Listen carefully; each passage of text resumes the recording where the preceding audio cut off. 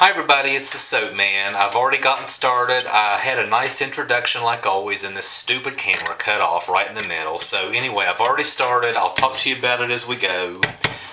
Sorry I missed the beginning. Cheap camera.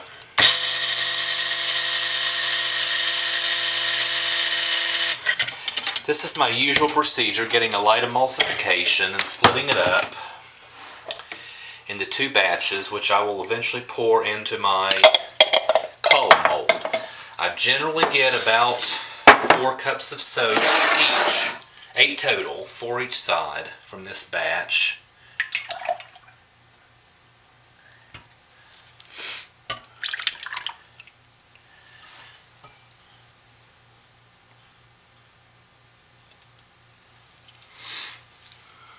And guess what? That's just almost exactly what I have. I don't know why that camera does that. It makes me mad. It doesn't do it very often, but it did it. Anyway, I'm using 2 new scents. I'm doing a soap I've done many times with a little bit different recipe, so I should have a little bit different results. This is my usual procedure to split it up into 2 with a light emulsification. Put my colorants in. I do want a relatively thick trace, so I am going to stick blend some more with these colorants.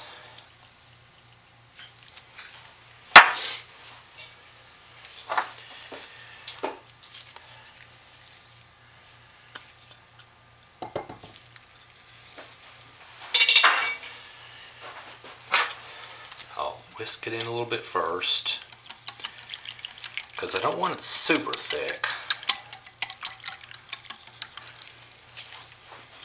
Put my red in over here. Now it says to use this entire amount of red. I don't want this like super red. As a matter of fact, I think I'm going to stop there. I'm going to leave that just a little bit extra. Okay. Now this is definitely going to have to be thicker than this. So I am going to stick blend some more and get my scents in it, my scent oils.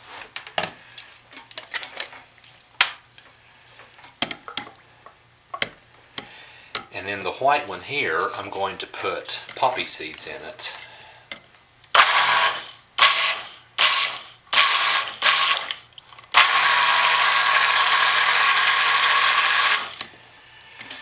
Let me see which goes into which. I'm going to put in the white, this is Brambleberries Cranberry Fig that's going into the white.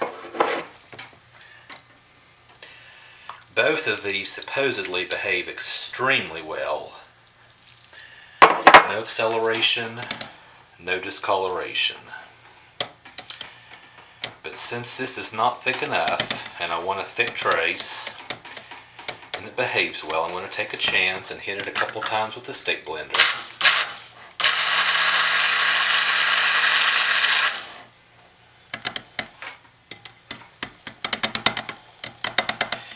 And it is so far. And the other side is going to have the pomegranate and black currant, which also supposedly behaves extremely well, does not accelerate, does not discolor. And because I'm going to want these really thick, I'm going to hit it just a little bit with the stick blender, both of them.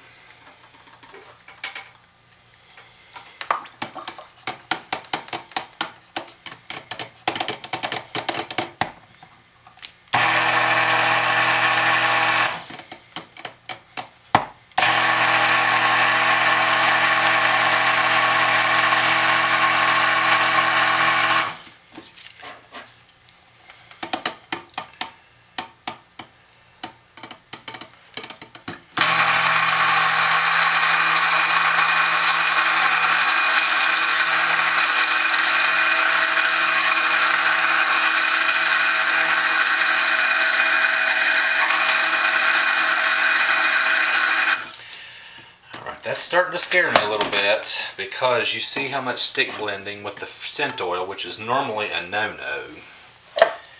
Okay, now into the white I want 1 tablespoon of poppy seeds. The last time I did it I used chia seeds. They look just fine, they work just fine. They were a little rough on the skin in the shower. These are much, much smaller than chia seeds. So I'm going to stir those in. Now that's about the consistency that I want. That's just about right. I like that. I'm going to put a few, just a touch more in. Just a few.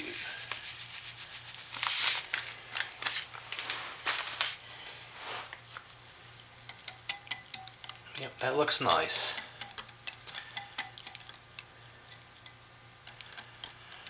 Nice consistency. This one really smells good, and it's holding up great. So is the other one.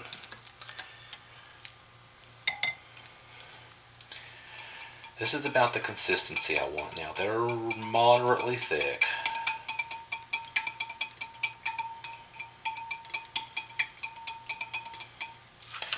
So it is time to pour before it thickens up too much, especially with as much stick milk as I did. So, this is my column mold. If you haven't seen it before, what I do is pour one side in, one color in there, one color in there, and then this center divider, I will actually twist it 180 degrees to make a really neat looking pattern in the middle. Now, unfortunately, I can't have you in the picture while I do this, so you're going to be out of the picture while I pour, and I'm sorry, just bear with me. Here we go.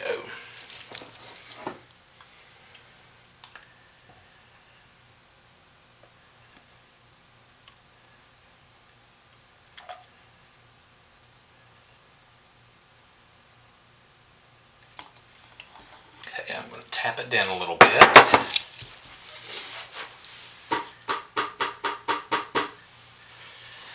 And the white side is a little bit lower, so I'm going to catch it up a little. Okay, now, and this is a very, very messy job, as you can see, especially when your trace gets a little thick. So here we go, we'll pour the rest of these.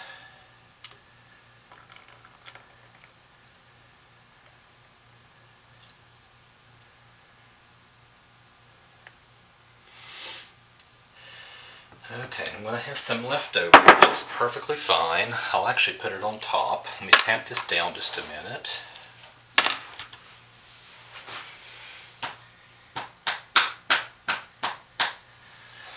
I'll get this as full as I can.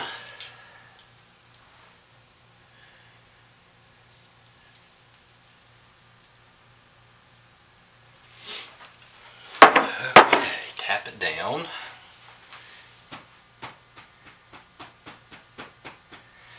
Alright, now what I'm going to do is take my, well, first of all, clean my mess up where it's running down the side. Now, as you can see here, I'm pretty full on both sides, so I'm going to lift the center divider out and give it a twist.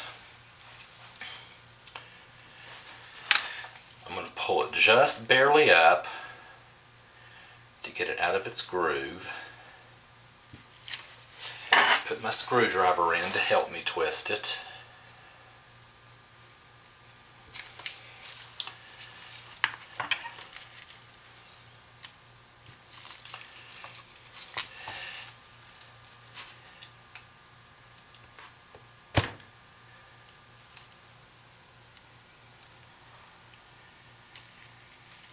Get it back into its place after a 180 degree twist. Okay, tap this down one more time.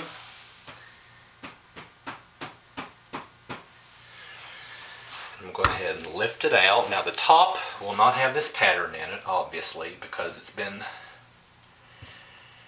manipulated, but I'm going to go ahead and scoop all this down so I don't waste any of this soap.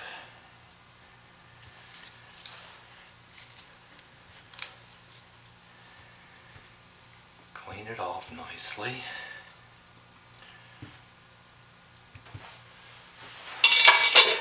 see what we have in there. Doesn't look like much right now. I'm going to go ahead and pour the rest of these in there. No, actually, I think I'm going to put those... No, I'm not. I take that back. I'm going to pour a little of the red on the top, a little of white on the top. This won't have that twisted pattern, unfortunately. But I know that. A little bit more of the red to finish it off.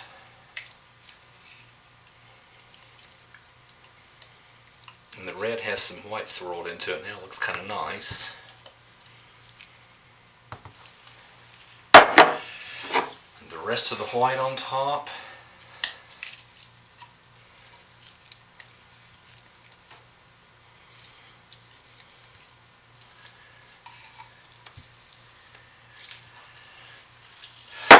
Big messy job with this one. But it always is. So, top doesn't look like what the actual soap's going to look like inside, although it doesn't look bad by any means. So what I'll do, spray that with alcohol. That's the only part of soap that's exposed.